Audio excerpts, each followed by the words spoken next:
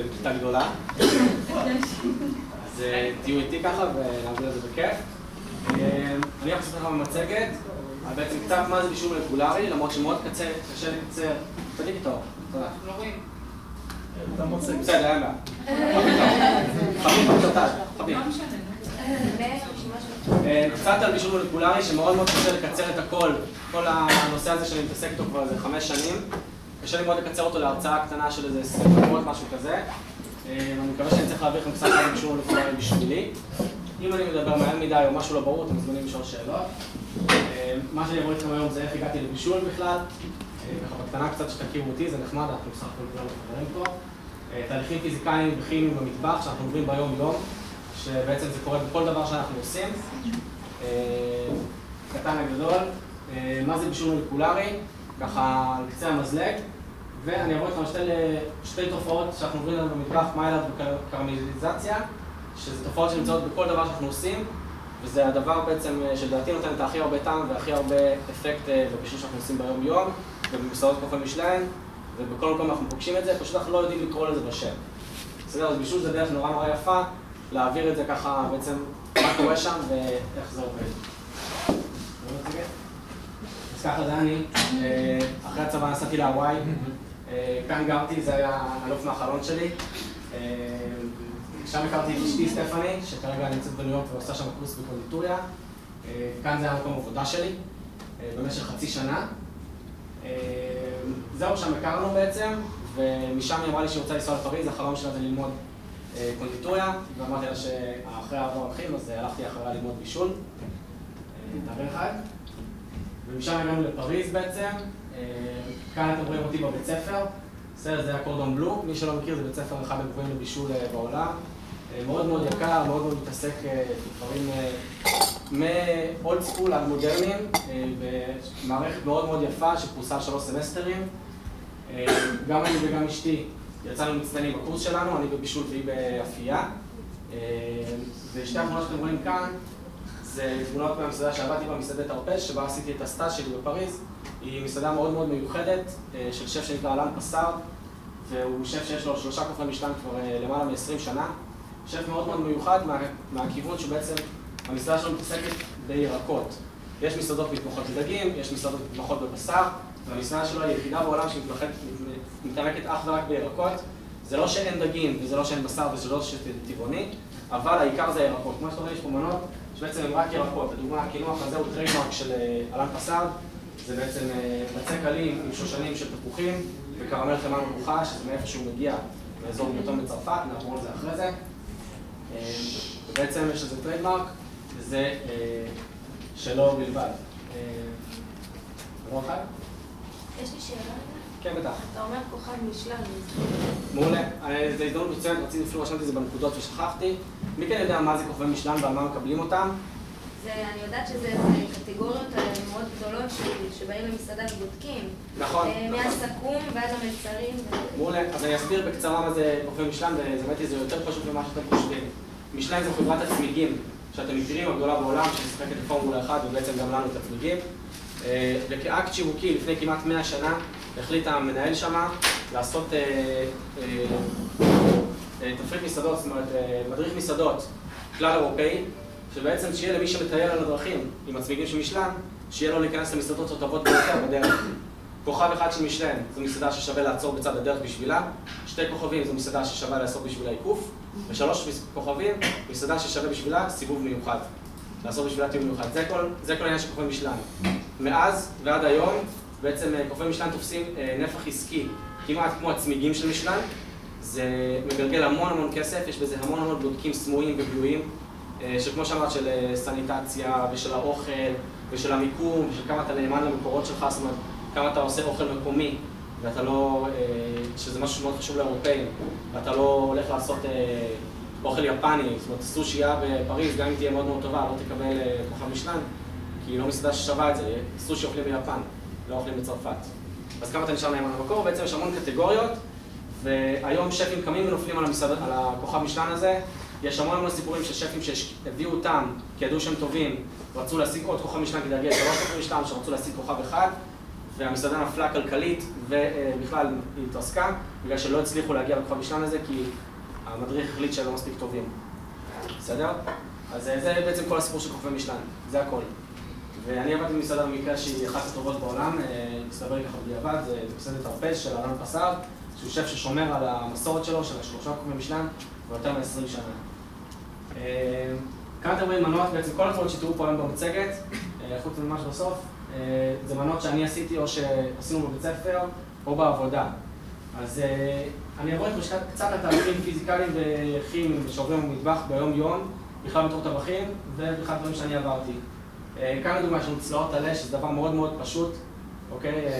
זה לא פשוט, כן, אנחנו מכירים את זה. גם כאן יש קרמליזציה ומיילארד על הקצה, מה שעושה דחום בעצם. אוקיי, ונותן את כל הטעם. כולנו יכולים לדמיין סטייק שהוא ממש גרוע, שאין לו את הצריבה, נכון? אז בעצם אלה התגובות שאני אדבר עליהן יותר מאוחר היום. כאן יש לנו צדפות שמחוממות עם זביון. זביון זו אמולסיה חמה, אוקיי? אמולסיה אנחנו מכירים קצת ממה שעברנו פה. לדוגמה, מיונז זה אמולסיה, אוקיי? ונגרצ'נית שאנחנו עושים זה אמולסיה. אמולסיה חמה זה משהו שהיה קצת נשגב להשיג, זאת אומרת, היה קצת קשה להשיג במהלך השנים, ומצאו כמה שיטות מאוד מאוד טובות לערבב ביצים עם חומרים חמים, ולהשיג אמולסיה חמה לאוכל חם. אוקיי, אז אחד מזה זה צדפות. על הצדפות אנחנו רואים אמולסיה של זביון בעצם, שנותנת לזה טעם קצת של מה שאתה שם, זאת אומרת, שמו בזה קצת יין לבן ובצל, ואז גם של יין לבן ובצל. כאן אנחנו רואים, זאת המנה שלי בקורס סיום, מנה של פילה עגל, עם ציר נוקה מצומצם, ארטישוק ממולא ותפוח אדמה סגול. זה נראה נורא מגניב, אבל בעצם אין פה שום דבר שקשור לבישול מולקולרי. סתם ניקח את הדוגמה של ציר. כולכם מכירים ציר עוף ובקר עוף, וציר עוף ומרק עוף, נכון? מישהו יודע לשים את ההבדל, מה ההבדל בין ציר למרק? אתה יודע לשים? כן, ציר זה כשהיה הרבה מים, ואז מאיידים הכל, ואז זה מרוכז מאוד. לא. לא? לא. שמחתי. לא צריך לבקש, בפשטות מאוד, וזה דברים שכל טבח בסיסי אמור לדעת, אוקיי? ציר, ההבדל בין ציר למרק, זה שומן, מלח ותבלינים. זה הכל. בציר אתה לא תשים לא שומן, לא מלח ולא תבלינים, ובמרק אתה כן תשים שלושתם, כי זה הטעם של המרק, זה הכל. זה כל ההבדל. זה דברים אלמנטריים כאלה שכל טבח צריך לדעת, בייחוד בצרפת, כי בעצם ציר הוא בסיס לכל מיני דברים אחרים לרטבים. מה שקורה לדוגמה עם צירים, כמו שוולדימיר אמר, אפשר לצמצם אותם מאוד מאוד מאוד, ואז הם לא יהיו מלוכים מדי. אם תשים מלח בהתחלה, כשתצמצם את זה מ-8 ליטר ל0.5 ליטר, אז יהיה לך המון מלח, יחסית, כי כל המים יתאדו. אז המטרה בציר זה לא לשים שום דבר שהוא תבלינים, שיצא חזק מדי אחרי זה, מלח או שומן, שנותן ארומה לא טעימה, טעם בפה, שהוא לא מתאים בעצם למה שאתה מכוון. כאן יש ביס סרטנים, שגם לקחת סרטנים חיים, לתחום אותם, ולעשות מזה ביס עם טיפה אורז, כי זה נורא קלאסי. וכאן זו מנה מאוד מעניינת שקוראים לה לקוק. קוק זה בצרפתית זה עוף, זכר, וקוראים לזה לרוטב זה רוטב ברבוי. רוטב ברבוי זה רוטב הצייר. למה? כי אפשר לצייר עם הרוטב, זה למה ציירו לנו, בדרך כלל לא מקשקשים על צלחות. אבל כדי להדגים לנו את זה, ציירו לנו על צלחת, ובעצם מה מסמיכים את זה? עם חלבונים בדם של חזיר. אוקיי, שזה מאוד מאוד מגניב, זו טכניקה שדומה מאוד לקרם אנגלז, רק שבמקום חלבונים של ביצים, אתה משתמש בדם. בסדר? זה נשמע מזעזע, אבל זה מאוד מאוד טעים, זאת מנה מאוד מאוד קלאסית.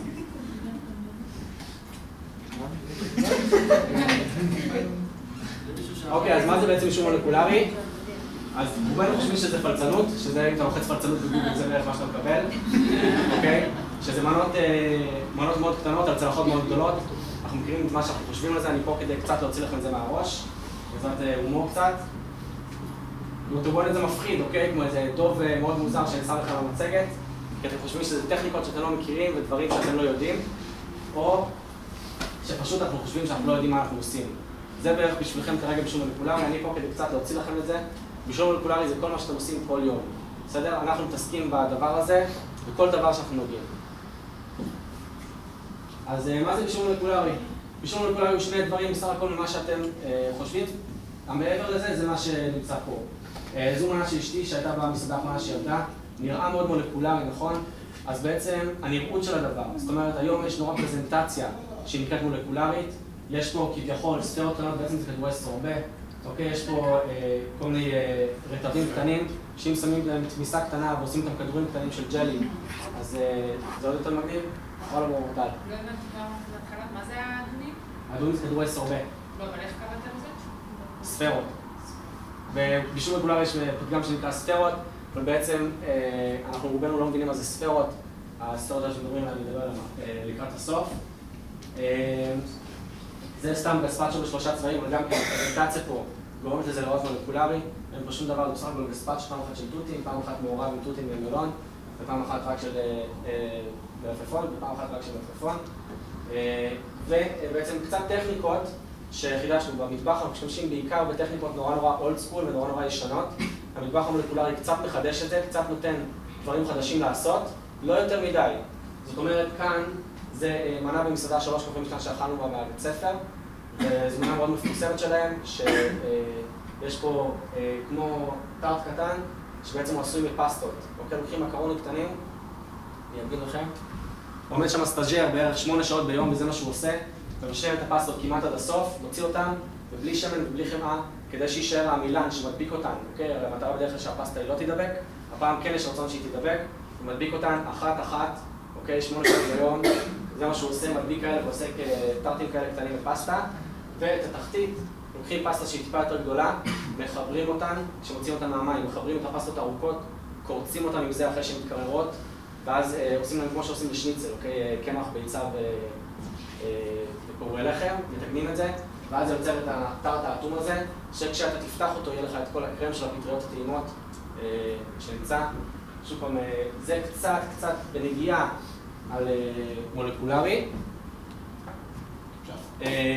כן.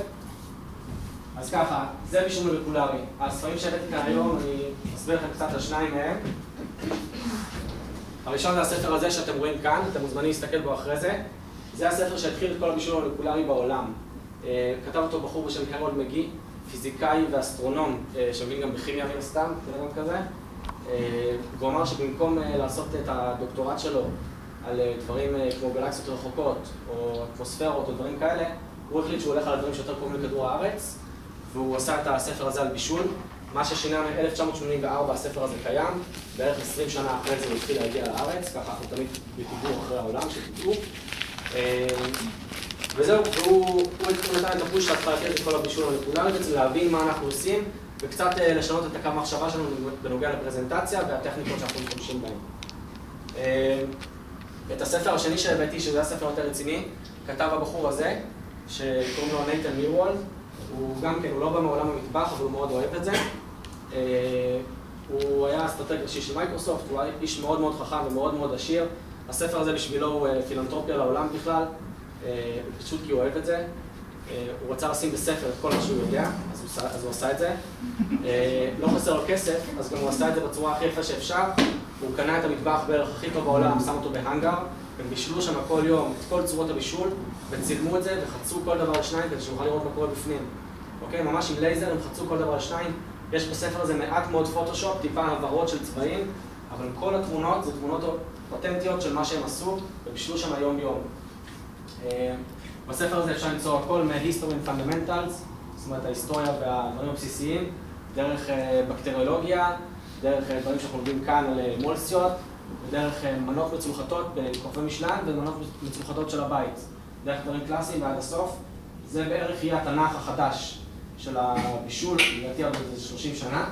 יש כאן סרטון מאוד יפה של 10 דקות, ששמתי אם תרצו לשים אותו בבית, של הבחור הזה מסביר קצת על מי הוא ולמה הוא עשה את הספר הזה, וכל מי שמעניין אותו בישול, אני חושב שזה בכלל חובה להתחיל להתעניין בזה קצת, כי זה מאוד מעניין מה שהוא עשה פה, הוא ממש סיכם פה בעצם את כל מה שאנחנו יודעים על בישול בכמה ספרים ותמונות יפות. אז ככה, אז אני אעבור עכשיו קצת לדבר על שתי תופעות שקיימות במטבח, שהן תופעת מיילארד, שמיילארד זה מדען צרפתי שגילה את התופעה הזאת ועל שמו התופעה, וקרמליזציה שהיא על שם הקרמל שאנחנו מכירים. בעצם שתי התופעות האלה קיימות בכל דבר, כמעט בכל דבר שאנחנו מכירים. מיילארד בעצם זו תגובה של קבוצות אמינו, בעצם חלבונים שהתפרקו עם סוכרים, קורית בסביבות ה-120 מעלות, וקרמליזציה זו תגובה של סוכרים עם סוכרים. זאת אומרת, תגובה שקורית לסוכר בינו לבין עצמו בחום גבוה. את שתי התופעות אנחנו מכירים טוב מאוד, פשוט אנחנו לא יודעים לשים את האצבע מה הן. אוקיי, לדוגמה, בלחם, הקראסט, כמו שאתם רואים, זה מיילארד וקרמליזציה. בסדר, יש פה חלבונים, ואם שמים פה חלבונים של ביצים ודברים כאלה, ויש פה את הקרמליזציה מהסוכרים שיש בלחם, מהמילנים ומתפרקים. אותו דבר סטייק טוב, כמו שאמרתי, אנחנו לא יכולים לדמיין סטייק טוב שהוא לא צרוף. אוקיי? אז בבקשה, זה סטייק טוב, שיש עליו מיילרד וקרמליזציה, בין הסוכרים לעצמם ובין הסוכרים לקבוצות אמינו. וזו דוגמה סתם של עוגיית סבלי בלטון, שלדעתי מסכמת מאוד מאוד יפה את העניין הזה. היא גם אפויה מבחוץ, יש בה את המיילרד והקרמליזציה, וגם בדרך כלל היא מלאה בקרם קרמל, חמאה מלוכה, עוגייה מאוד מאוד אותנטית שמגיעה מצרפת, מאזור בלטון, שיש לנו מתמחים בכלל בקרמל. אני אסביר על זה קצת יותר מאוחר. התופעות הכימיות עצמן, אני אסביר את כמה שאני יודע, גם המדענים עד היום, זאת אומרת, זו תופעה שמאוד מאוד קשה לעקוב אחרי מה שקורה בה, אז גם כשתקראו מאמרים על זה, יסבירו טוב מאוד שקשה להגיד, נשים את האצבע, זאת אומרת, מה קורה בדיוק באיזשהו שלב, אבל יודעים בגדול מה קורה. אוקיי? אז אני אתחיל, מיילרד זו תגובה הזו וקרמליזציה זו תגובה הזו. כאן זה טיפה מטושטש שקשה לראות, אבל את מה שצריך לראות אנחנו רואים. סוכרים שהם דו-סוכרים, שיש לנו בסוכר שולחן רגיל, שזה פרוקטוז, מתפרקים בסוכרים חד-סוכרים, לגלוקוז ופרוקטוז וסוכרוז. בסדר גמור. ויוצרים שרשרות, לגבי שרשרות של תגובות כימיות, שעושות את התגובות אחת מהשנייה. מה שהן יוצרות בעצם זה מולקולות גדולות וגדולות יותר, אוקיי? שנותנות לנו את הצבע המאפיין של קרמל. אוקיי? ומולקות של טעם, שאם אני לא טועה זה הקשרי OH, אוקיי? שיוצרים את כל הטעם. שקרמל, אם תשימו לב, הרי סוכר, אנחנו לא יכולים להריח אותו להגיד שיש לו טעם. ואם אנחנו נעשה ממנו קרמל, אנחנו יודעים טוב מאוד להגיד איזה רוחות ואיזה טעם יש לו. זו תופעה שהיא מאוד מאוד מעניינת לדעתי, ואנחנו פוגשים אותה בכל דבר, והיא מוסיפה המון טעם, לא משנה למה נעשה. זאת אומרת, זו תופעה שמופיעה גם בסטייקים, גם בבצל מקורמל, גם בטארטים שאנחנו עושים, גם בלחם שאנחנו עושים, גם לדוגמה, אפילו בדוגמה מאוד מוזרה, אבל צריך להבין שגם שם זה נמצא בביצים של חמין, נכון לעשות חומות אחרי הלילה, אז זה בגלל התופעה הזו. יש בביצה בערך 2% של סוכרים שיוצרים את התגובות האלה של מיילרד וקרמליזציה, שעושות את הביצה חומה. אוקיי? טיון אולי יוסיף, אני מכיר את כל השיטות המסורתיות, אבל זה יקרה אם אנחנו נרצה או לא נרצה, זה פשוט התופעה הזו שקורית. וכמובן תופעת המיילרד, שיוצרת גם כן טבעות שיוצאות לנו המון צבע, ואת הקשרים הקטנים שיוצאים לנו המון המון טעם. זה טעם נגוזי, טעם של שרי, טעם מלא שמזכיר קצת את הפטריות עם המונוסות וגלוטמט, אבל זה לא אותו דבר. טעם פרחוני, טעם קצת ירוק של דשא, זה מילים קצת מונחים קצת לעולם היין, אוקיי? אבל זה ככה מגדירים טעמים. וזה הטעמים שזה יוצר לנו. וזהו, כמו שאמרתי, זה קיים בעצם בכל דבר שאתם עושים, אז תוכלו מהיום, כל דבר שאתם עושים, לדעת שזה קרמליזציה, לא משנה מה שתאכלו. ועוד אחד? יש לי שאלה. כן, בטח. אבל רק כביכול מי שממש יודע לזהות טעמים יוכל לזהות דבר כזה. אבל את יודעת לזהות את המורכבות של הטעמים. אם אני אתן לך להריח סוכר, את תגידי, אין לו ריח כרגע, נכון? אין ארומה, אין טעם, נכון? יש טעם מתוק. אבל אם אני אצור את התגובה הזו, זה שאת לא יודעת להגדיר אותה זה משהו אחד. אבל זה שאת יודעת לטעום אותה ולהגיד שזה טעים לך וזה לא טעים, זה משהו אחר. זאת אומרת, אם אני אתן לך סוכר עכשיו לטעום, ואני אתן לך את הקרמל לטעום, תגידי, וואי, הקרמל כאילו הרבה יותר טעים. יש בו את הטעמים האלה שלא תדעי להגדיר אותם, אבל יש בו את הטעמים האלה. אבל בכל זאת, בכל דבר יש טעם שונה, כאילו ברור, אבל... הם מאוד מאוד דומים, אגב. הם מאוד מאוד דומים. לסטייק ולחלת, אין את אותו טעם. נכון, כי זה בא במגע עם טעמים שונים שנמצאים בחומר השונה. אבל בכל מי שיודע לזהות, יוכל לזהות שיש דמיון ביניהם? כאילו אני לא, כאילו קטונתי. אבל אני אומרת... למה לא? זאת אומרת, כאילו אני לא... אתה מבין? כי אני לא... סטייק ולחם שונים, זה יוצר את אותו דבר. אבל תזכרי נגיד שבסטייק זה רק המעטפת, הבשר בפנים זה הטעם. תזכרי שבצל מקורמל, הבצל נותן את הטעם של הבצל עם הקרמל הזה. זאת אומרת, זה בא בתגובות גם עם דברים אחרים שאנחנו עושים.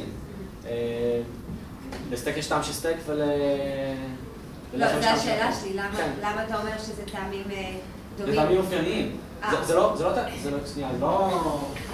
זה לא שאם סטייק זה יוצר קרמליזציה שונה, זו אותה קרמליזציה, פשוט היא מופיעה עם הרבה יותר חומר של משהו אחר, זאת אומרת, הסטייק הוא טעם של סטייק ובשר. בסדר? זה אותו תהליך, אתה טעם? זה אותו תהליך שקורה בכל האוכל שאנחנו אוכלים. בסדר? זה אותו קרמל וזה אותו מיילרד, אבל זה מגיב עם דברים שונים. אנחנו אוכלים דברים שונים. בסדר? מה שהבאתי לכם היום קצת לעשות, וככה, נסכם את זה קצת בשבילי, להסביר לכם קצת איפה הייתי בצרפת.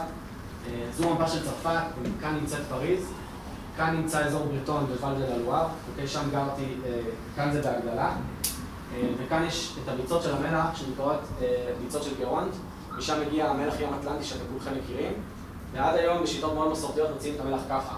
באמת שם מישהו פשוט אוסף את המלח, זה ממש חקלאי עתיק, אין לזה שום מכונות, אין לזה שום דבר. המלח הזה הוא ידוע בתור אחד הטובים בעולם, אם לא הטוב בעולם, המלח של גרונד, ואנחנו נכין איתו סבלה שנקרא סבלה של בריטון. סבלה זה בצק חולי, בצק פירורי, אוקיי? וזה משהו מאוד מאוד יופני לאזור בריטון, כי שם מאוד מאוד מתמחים בקרמל. זאת אומרת, בכלל מישהו פעם המליץ לי שכשאתם הולכים באירופה, תדעו, כשאתם נכנסים למסעדה, לשאול בשפה המקומית מה הספציאליטה, וכבר המלצר והשף מעריכים אתכם, תקבלו פינוקים ואת הדבר הנכון. זה אין מה לעשות, אז בבריטון בעצם זה הדברים עם הקרמל, וזה אחד הספציאליטה שלהם בבריטון. יודעים לעשות כל דבר עם קרמל טוב. דוגמא אם תלך שם מסעדה, אז גם הקינוח יהיה תמיד סבלה בריטון, וגם דג שתיקח יהיה איזשהו רוטב קרמל, כי הם פשוט ממש טובים וזה מה שהם עושים, זה מה שהם יודעים.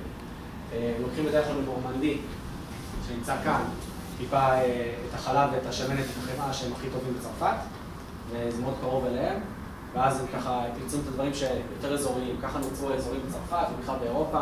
אירופה זה מקום מאוד מאוד אזורי ומאוד מאוד כיף לטייל ככה. אז מה שהכנתי לך, כן. לא אמרנו שיש להם יותר מלח באזור הזה? כאילו זה לא... נורמנדי נמצא טיפה למעלה. על בריטון. בריטון יש להם מלח וקרמל, זה ההתמחויות שלהם. הם מייצרים את המלח ועושים דברים קרמל. הם גם עושים שם המון דברים מלח, הם עושים הרבה דברים... שוב, זה טכניקות בישול שאולי אתם קצת פחות מכירים, אבל מכירים את הבישול על מלח, אפייה על מלח או דברים כאלה. אז זה משהו שמאוד מאפיין את בריטון. הם לוקחים ממש ערימה של מלח ונכנסים בזה דג, ירק, לתנור, ובעצם זה הבישול בוואקום של פעם. אוקיי? אתה נותן את הדברים, ואז בסוף אתה מוציא את זה, וזה לא מלוח מדי, כי אתה לא מקבל את המלח, אתה מקבל את הטעמים של המלח. ומה שמתבשל, מתבשל בידים של עצמו. אז מה שראיתי לכם זה קצת סבלת בריטון. אני רוצה שבלדימיר אמר לך... ולדי,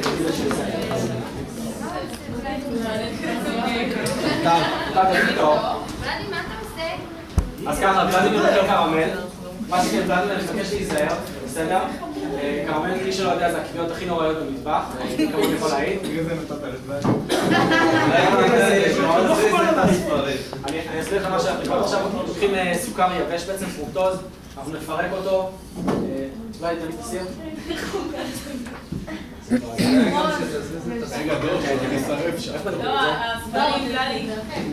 בסדר, אני אזיז את זה עוד שנייה, אני אבדוק. ככה, אנחנו נכין קרמל, ועליו אנחנו נשפוך שמנת שתיתן לזה טעם שמנת טוב. אוקיי? תעצור את התהליך של הקרמליזציה בעצם. קרמליזציה קורית בסביבות ה-160 עד 180 מעלות. לא דולק? תדליק. לא דולק. בסוף. טוב, לא פשוט.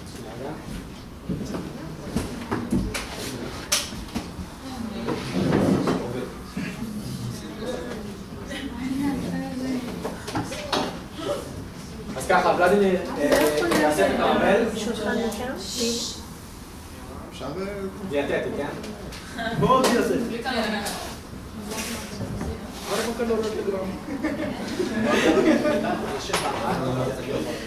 אז ככה, נכין קרמל, את הקרמל נעצור את הבישול, נוריד את זה מ-180 מעלות, כשהוא חום ויפה ועם כל הטעמים שאנחנו רוצים, אנחנו נוריד את הטמפרטורה עם השמנת, זה ייצור איזושהי תגובה מאוד מאוד קצת מלחיצה בהתחלה, כי השמנת יש לה נטייה לגבוה, והקרמל יש לה נטייה ליצור משהו מוצג כקריסטל, זה משהו שביר, כשהוא מגיע לטמפרטורה פחות מ-100 מעלות.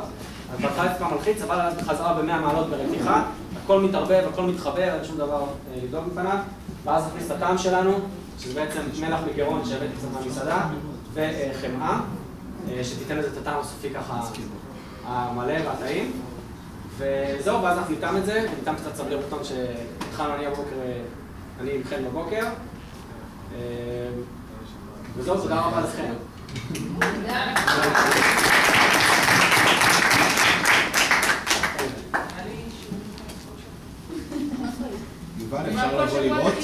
כן, מי שרוצה לבוא לראות, מוזמן לבוא לראות, אבל...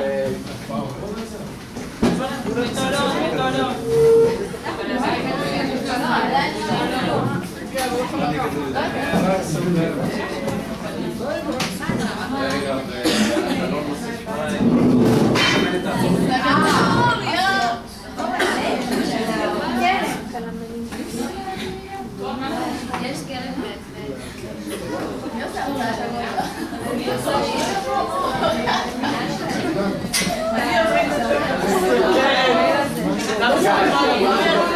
אני רוצה דקה,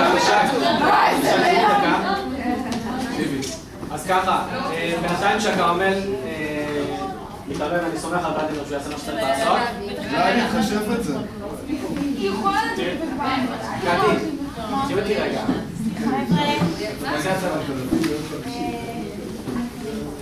אז ככה, בזמן הזה שעד שהקרמל יהיה מוכן, אני אסביר לכם קצת יותר על בישול מולקולרי המודרני. מה שאתם שומעים, אגר אגר וספרות וכל הדברים האלה, בעצם זה, כמו שאמרתי, זה הטכניקות הטיפה חדשות, אבל עדיין, אני טוען את זה, אני אומר היום שיש אנשים, לדוגמה, שמסיימים קורס בישול בתדמור, אוקיי, שאני לא מזלזל בתדמור, אבל עדיין זה בית ספר בסך הכל בישראל, והוא כשר, ויוצאים ומוצאים כרטיס ביקור שהם שפים מולקולריים. להיות שף מולקולרי היום, בשביל אנשים שפחות מבינים, זה לעשות את הספרות האלה. ומצד שני, אני אומר, שאם לא תעשו את הספרות האלה טעימות, ולא תדעו לקחת את המצרך שלכם ולהתייחס אליו כמו שצריך, וליצור ספרה טעימה, אז לא עשיתם בזה כלום. וזה מה שקורה היום בעולם ובארץ בכלל, מאנשים שלא מבינים בבישול מולקולרי. צריך להבין שהבישול הבסיסי, זה הבסיס לבישול מולקולרי. אחרי זה אפשר לצרף את הטכניקות הבאות. אחרי זה אפשר לצרף את הטכניקות הבאות, של כל הוואקום, ולהבין למה, ספרות, אגר אגר, ג'לים. לא, בסדר גמור. אתה יודע מה הוא עושה. לא. פלסטיק? זהו, יש לכם שאלות על בישול בכלל, על משהו מולקולרי, דברים שאתם לא מבינים בבישול, אני אשמח לענות. מה שאני יודע, כן? משהו שחשבתי. למה עזבת? עזבתי כי חזרתי לארץ. אחרי 5 שנים בחו"ל. המדינה הזאת זאת המדינה היחידה שלנו. מי שיש לו ספק, אני חוויתי את זה על בשרי. זאת מדינה שלנו. היו לי שם חברים, היו לי שם אנשים שהכרתי. זה לא אותו דבר כמו את המשפחה שלך במדינה שלך. התקדמתי, בעצם אם אתה רוצה להסביר לכם קצת על הבסיס בבישול, כשאתם מגיעים למטבח, יש דרגות, זאת אומרת, זה לא כמו בארץ שאתה או סו-שף או שף. יש דרגות להתקדם מהטבח, טבח אחרי חלקי, טבח...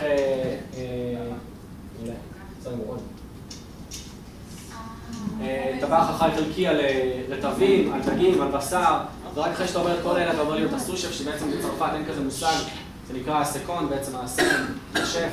אתה מלא את מקומו בכל דבר שצריך, ואז אתה שף. פה בארץ זה מין כזה, אתה מגיע למסעדה, או שאתה טבח, או שאתה סו-שף, או שאתה שף. אז זה ככה, בארץ לא צריך למסד את הדברים האלה. ניסו למסד את זה עם הסוג 1, סוג 2, אבל בסוף זה תפס רק לנהגים ומרומט, אז... לא, זה איבד מהרלוונטיות בעצם. יש שם שאלות על בישול, משהו שתרצו לדעת, שחשבתם על קרמליזציה ומיילר. למה אתה לא פותח מסעדה? אין לי כסף. אני שי. אבל זה אוטוטו יקרה. הוא בקריית שמונה לא צריך לנו. מספיק שם לימודים, תעבודה. נפתח סנדוויצ'י הסטודנטים, אולי... אבל אין מסכן, באמת. אני חושב שבשעות האחרונות הראשונות כבר מגיע קצת כזה, נכון? נפתח קונדיטוריה זה תמיד תופס בכל מצב. עוד טיפה זה קרמל טיפה חדש שלה, זה שהוא טיפה יותר חזק. בסדר? נעים מאוד.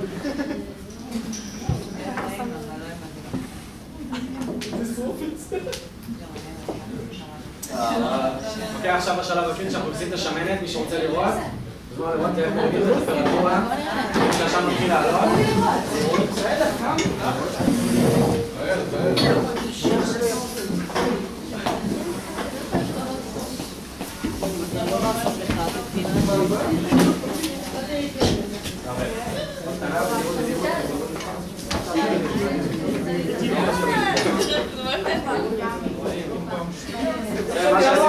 מה שעשיתי עכשיו בעצם עצרתי את הבישול של הקרמל, ב-180 מעלות הורדנו אותו לפחות מ-100 מעלות, והוא זריז מאוד עולה בחזרה לרתיחה, והוא מקבל את הדביקיות שלו, את כל התכונות שאמרנו, את כל הטעם, בסדר? את הטעם של השמנת.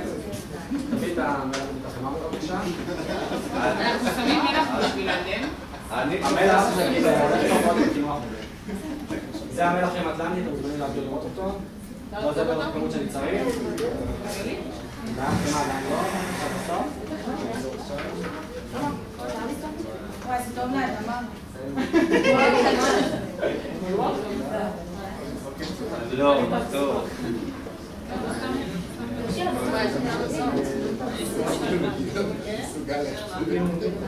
שנייה, אני מפרק.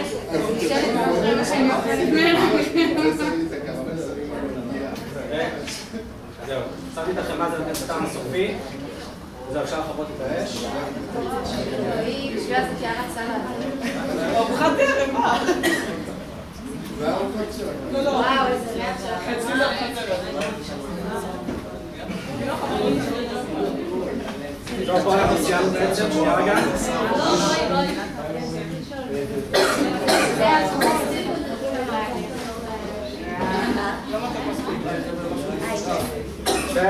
אוי ובוי. זהו, זה בעצם הקרמל, הוא כרגע נורא נורא חם. הכנו מקודם בבית, הכנו אחד שיהיה ככה קריא ונעים, ניתן אותו עכשיו. אני אוכל, אבל לא יכולה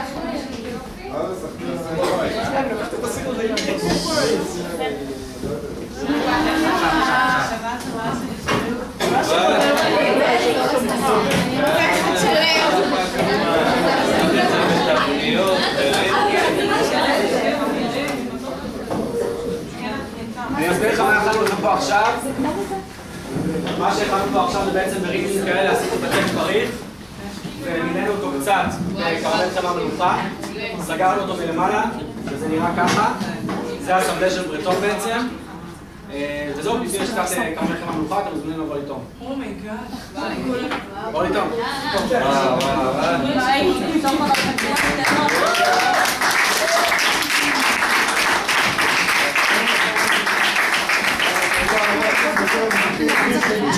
Thank you.